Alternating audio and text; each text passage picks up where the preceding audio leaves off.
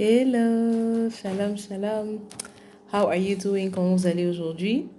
Alors, ça fait une semaine, je voudrais faire une vidéo sur les finances euh, et les finances divines.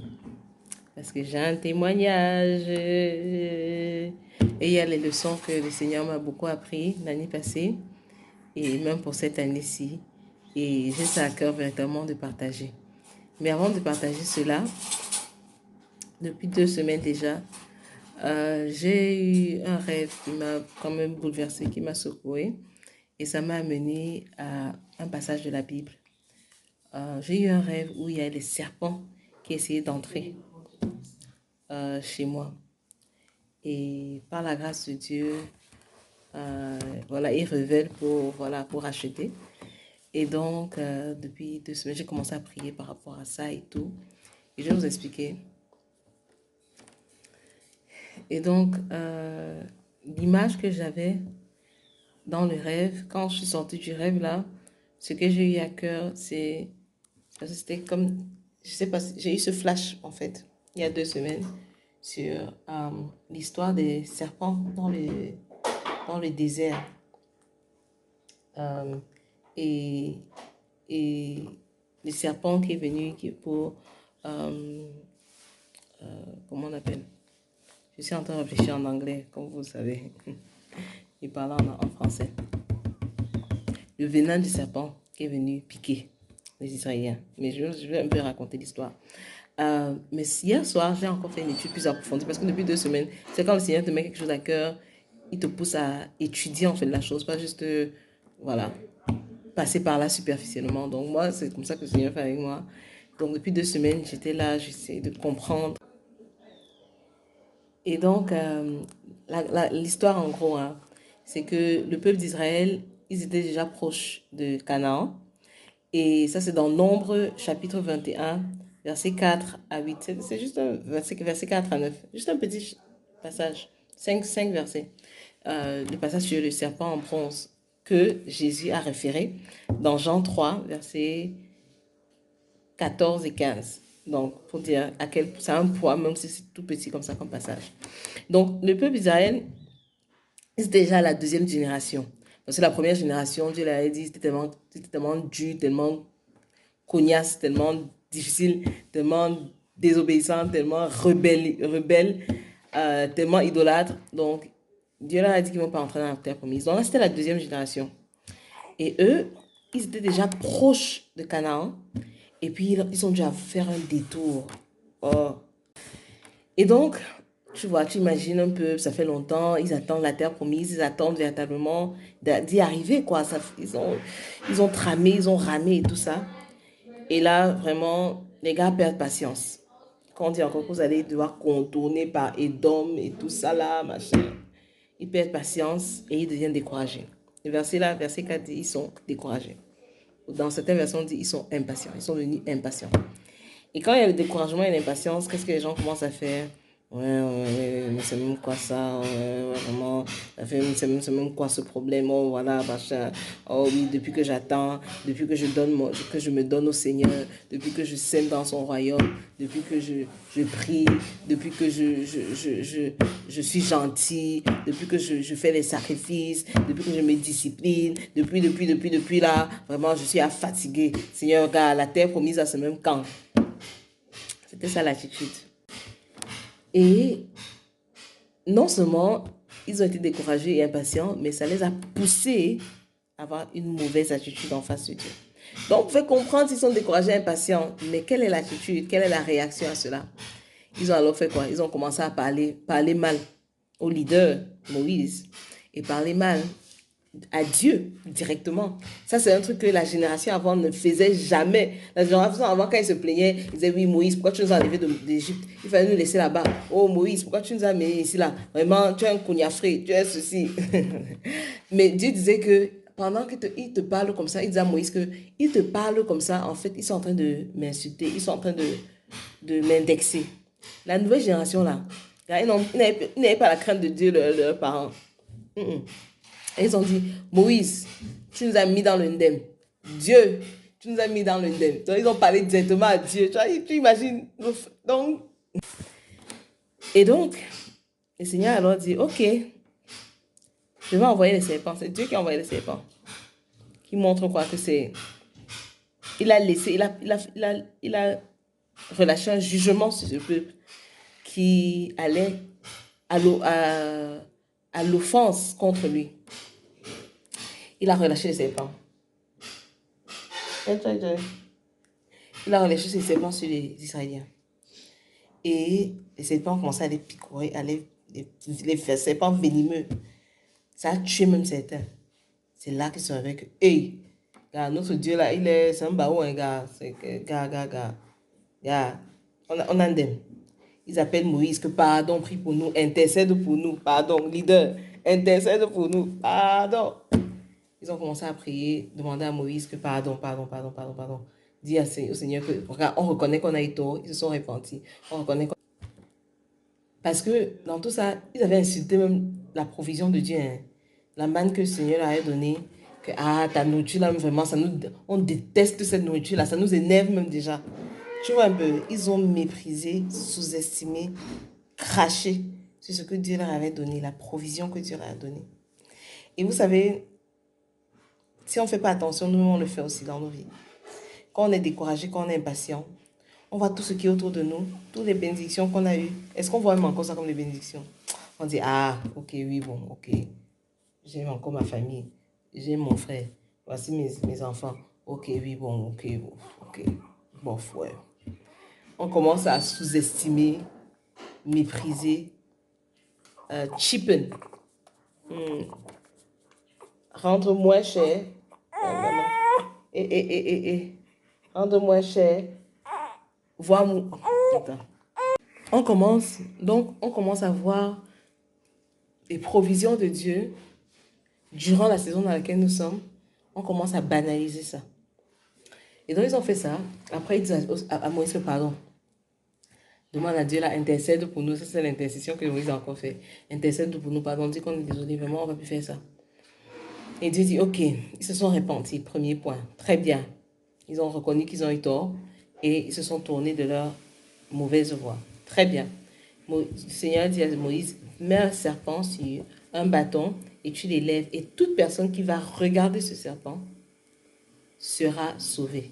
Si un serpent le pique sur les pieds, tant qu'il regarde le serpent qui est sur le poteau élevé, la personne sera sauvée. La personne ne va pas mourir. Amen. C'était aussi simple. Aussi simple que ça. Quoi? Il faut simplement regarder le serpent. C'est vraiment aussi simple que ça. C'est vraiment aussi accessible que ça. Vous savez, il y a sûrement beaucoup de personnes dans les déserts, dans Nombre chapitre 3, 21, qui sont morts parce qu'ils ont sûrement trouvé que, mais non, c'est trop bête, c'est trop simple, c'est trop con, c'est trop... Voilà. Qu'est-ce qu'il faut que je fasse? Qu'est-ce qu'il faut que je... Il faut que je coupe une plante? Est-ce qu'il faut que j'aille chercher la solution? Dieu a dit non. Dieu, sa solution était, regarde sur le serpent que j'ai fourni, que j'ai pourvu, le serpent en bronze, et tu seras sauvé. Et même aujourd'hui, le serpent, c'est quoi? C'est les péchés, c'est les conséquences du péché, les conséquences de notre rébellion envers Dieu. C'est le serpent. Ça vient pour tuer. Et effectivement, Moïse a fait un serpent avec du bronze, en bronze. Il est élevé. C'est le signe que beaucoup de... En médecine, on utilise ce signe-là, non?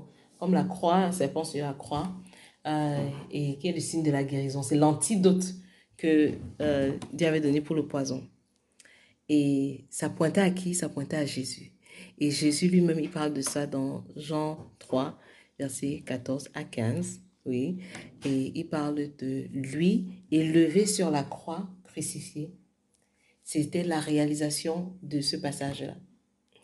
Et c'est très intéressant. Pourquoi? Parce que le salut, en fait, ça a l'air si simple, si accessible. Seulement ça, seulement regarder à la croix, seulement fixer les yeux sur Jésus et croire que c'est lui qui est l'antidote du péché.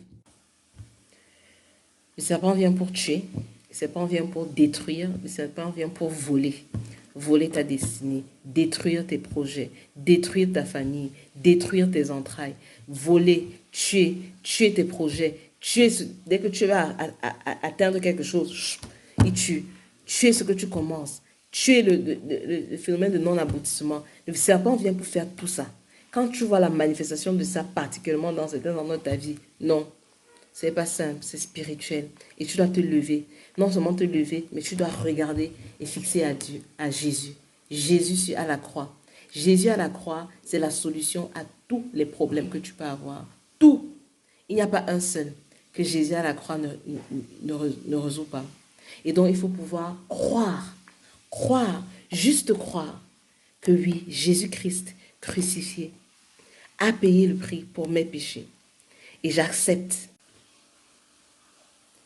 Et tu dis, j'accepte son salut. J'accepte la méthode que le Seigneur a utilisée pour être l'antidote à mes péchés, pour être l'antidote aux conséquences des péchés, aux conséquences des péchés de ma famille, de moi-même, de mon père, de mes mères, de ma mère, etc. Ok? Et donc c'est ça, vraiment le salut. Et le salut est disponible, la grâce est là. Il faut juste regarder, fixer Jésus, y croire et dire oui, oui, j'y crois. Et donc, mais qu'est-ce qui a été le déclencheur de tout cela? Ça a été le découragement. Ça a été le découragement. Le découragement, c'est ça qui a déclenché tout ça là. Mais Dieu merci, par le jugement de Dieu, qui était aussi sa miséricorde, les gens se sont repentis. Leurs cœurs se sont attendris. Au lieu d'être dans la rébellion encore, ils se sont repentis. Et donc, mon point final, c'est quoi? C'est que le découragement, c'est terrible. Ça a des conséquences terribles. Tu entres dans la dépression, tu fais des choses bêtes, tu fais des choses suicidaires, tu t'auto-détruis, tu entres dans le nombrilisme, focalisé sur toi. Et pourtant, la solution, c'est quoi? Regarder à Jésus, à la croix. C'est ça la solution. Et donc, si tu es découragé aujourd'hui, ne laisse pas que le découragement prenne encore plus de place. Non. Mon ami, trouve les sources que tu as besoin pour t'encourager. Demande au Saint-Esprit de te donner la vision pour que tu sois encore encouragé. De te donner le zèle. Refuse le découragement. Refuse le vêtement de lourdeur. Refuse ça. Aujourd'hui, là, choisis d'être encouragé. Il y a une chanson qui dit « Sometimes you have to encourage yourself. Yes. Sometimes you have to speak victory during the test. And no matter how you feel, speak the word and you will be healed. Speak over yourself. Encourage yourself in the Lord. Encourage-toi dans le Seigneur. Oui, encourage-toi dans le Seigneur. Rejoins les gens qui vont t'encourager. Rejoins le feu et que le Seigneur Jésus soit celui à qui tu regardes pour ton salut. Amen. Et entre parenthèses, j'ai pensé à ça un peu plus tard. Il peut y avoir des serpents dans ta vie. Et bien sûr, la délivrance aux serpents, au venin, c'est regarder à Jésus. Le serpent en bronze. Jésus-Christ crucifié, Jésus-Christ à la croix, qui a porté nos péchés pour que nous n'ayons pas à payer le prix pour les péchés là, parce qu'il a déjà payé le prix. Et maintenant, pour chasser les serpents, parce que je vous ai dit, tout ça a commencé par un rêve que j'ai eu sur des serpents qui veulent entrer chez moi. Pour chasser les serpents. Vous savez que le feu, physiquement, chasse les serpents, n'est-ce pas? Dans le monde physique, le feu chasse les serpents.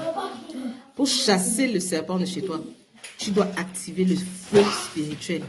Ça chasse les serpents. Non, ils n'approchent même pas. D'accord? Donc, c'est ça. Donc, s'il y a des petits serpents là qui veulent entrer chez toi ou qui sont déjà entrés ou qui ne veulent pas sortir, Ils sont entrés chez toi, qui ne veulent pas, qui sont entrés chez toi, ou qui sont déjà dedans, qui ne veulent pas sortir. Il faut activer le feu spirituel. Ils vont sortir. Ils vont sortir. Le feu spirituel, ça vient qu'avec le Saint-Esprit. C'est le Saint-Esprit qui donne le feu. Donc, il faut que le Saint-Esprit soit ton pote. Ton pote. Il faut que le Saint-Esprit soit ton ami. Tu dis, Saint-Esprit, enflamme-moi. Saint-Esprit, embrase-moi. Saint-Esprit, rends-moi, enflamme ma parole, enflamme ma langue, enflamme mes prières. Saint-Esprit, mets ton feu en ce lieu, que ton feu chasse tout serpent dans ce lieu, que ton feu éteigne toute paille et révèle tout l'or. Tu as besoin du feu. Demande au Saint-Esprit. Tu es béni. Bye bye.